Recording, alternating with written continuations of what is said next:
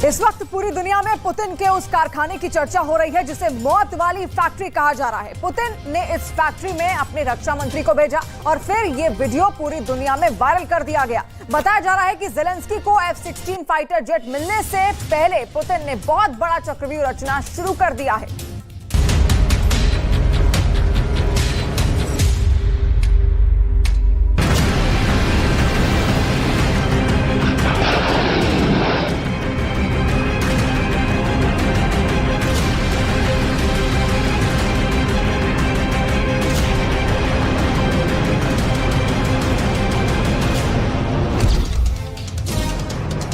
Screen पर पहली बार रूस का सबसे खतरनाक हथियार।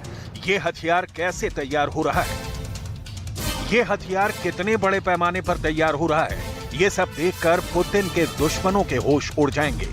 स्क्रीन पर पहली बार S-400 एयर डिफेंस सिस्टम की फैक्ट्री देखिए। ये यूक्रेन के युद्ध में सबसे बड़े हमले की तैयारी है। कह सकते हैं कि ये नाटो के खिलाफ सबसे बड़ी जंग के लिए रूस तैयार बैठा है।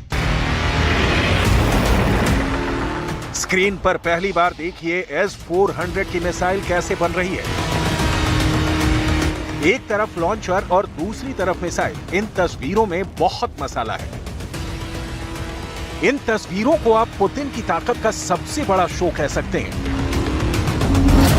पुतिन के इस खुफिया फैक्ट्री को देखकर अमेरिका के भी होश उड़ गए हैं। बाइडेन ने अपनी फैक्ट्री से रिपोर्ट लेनी शुरू कर दी है। बाइडेन को भी यकीन नहीं आ रहा कि पुतिन की मिसाइल फैक्ट्री में इतनी तेजी से काम चल रहा है। इसकी बहुत बड़ी वजह है पुतिन ने अब जो मांगा है उन्हें मिला है। पुतिन ने टैंक मांगा, रूस की सेना को टैंक मिला। पुतिन ने ड्रोन मांगा, रूस की सेना को ड्रोन मिला। पुतिन ने मिसाइल मांगी, रूस की सेना को मिसाइल मिली। इन हथियारों के साथ पुतिन ने यूक्रेन में बड़ा कहर मचाया है। बड़े बड़े शहर आज रूस के मिसाइल हमलों के रोज टारगेट बन रहे हैं। और जमीनी ऑपरेशन के लिए भी जब पुतिन ने ज्यादा फौज मांगी तो रूस में फौरन नई भर्ती शुरू हो गई। पुतिन ने जो मांगा है पुतिन को वो मिला है।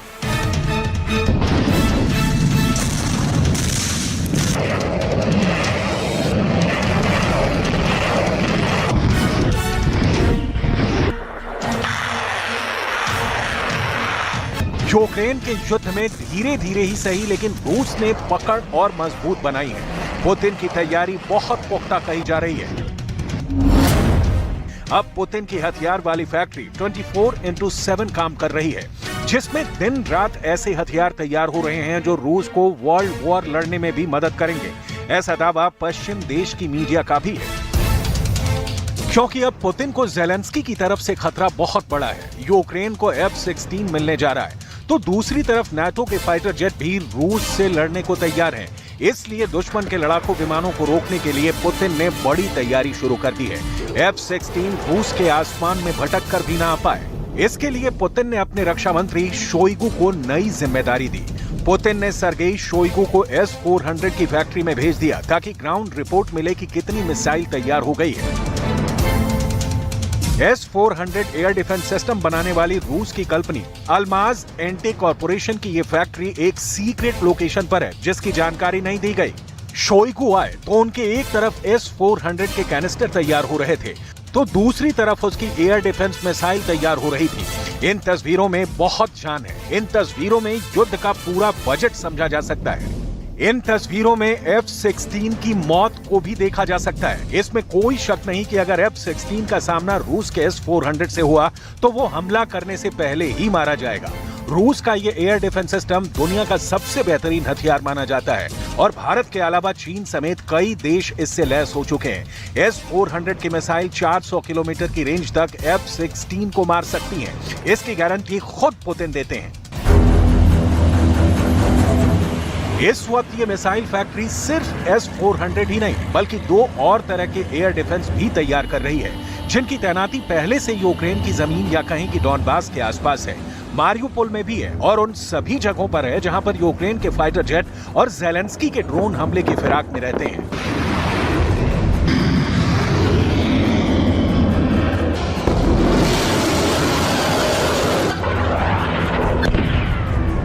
यहाँ S-400 के अलावा S-300 और S-350 एयर डिफेंस सिस्टम भी तैयार हो रहा है। इसमें S-400 की रेंज 400 किलोमीटर से ज्यादा है। S-300 के आधुनिक वर्जन की रेंज 250 किलोमीटर है। वहीं S-350 की रेंज 150 किलोमीटर तक है। सर्गेई शोइगु ने पुतिन को रिपोर्ट भेज दी है और इस फैक्ट्री को दिए गए ऑर्डर और डेडलाइन के बारे में भी बता दिया है। इसी पर पुतिन की प्लानिंग निर्भर करती है। इसी तैयारी को देखकर पुतिन अपने अगले हमले का दायरा सेट करेंगे। पुतिन को इस बात का पूरा शक है कि खेरसॉन में बांध पर हुए हमले के बाद ज़ेलेंस्की एक बड़ी साजिश रच रहे हैं।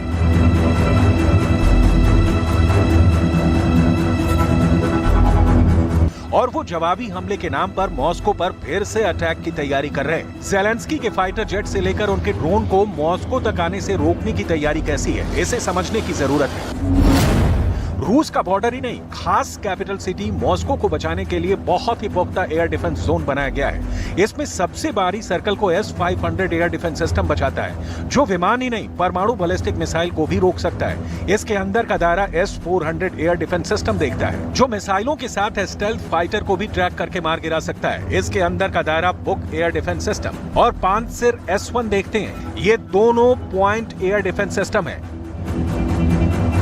2022 में युद्ध के बाद 2023 में पुतिन ने अपनी हथियार फैक्ट्रियों को दिन दूना रात चौगुना काम करने का आदेश दिया है और इसमें वो कामयाब भी हुए हैं। पुतिन की हथियार फैक्ट्री देखिए, इसमें टैंक भी बन रहा है, इसमें मिसाइलें भी तैयार हो रही हैं, इसमें ड्रोन भी बन रहे हैं और इसमें बम और गोला बारूद भी तैयार हो रहा है। इस फैक्ट्री में एक बड़े मिशन मोड पर काम चल रहा है। पुतिन यहाँ जरा भी देरी नहीं चाहते। पुतिन यहाँ हफ्ते के 7 दिन और दिन के 24 घंटे काम करवा रहे हैं।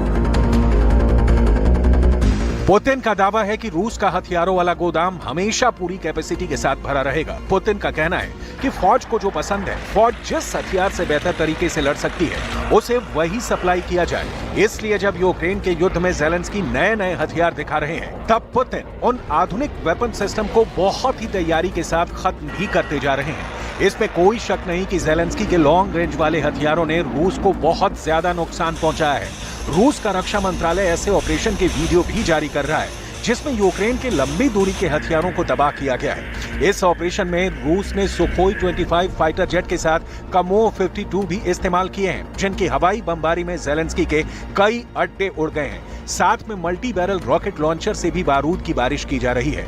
इन हथियारों से ऐसे अड्डों को टारगेट किया जा रहा है जहां पर ज़ेलेंस्की के लॉन्ग रेंज वाले वेपन सिस्टम रखे गए हैं। पुतिन के सामने चैलेंज ये भी है कि वो अपने हथियारों की क्वालिटी से समझौता ना करें।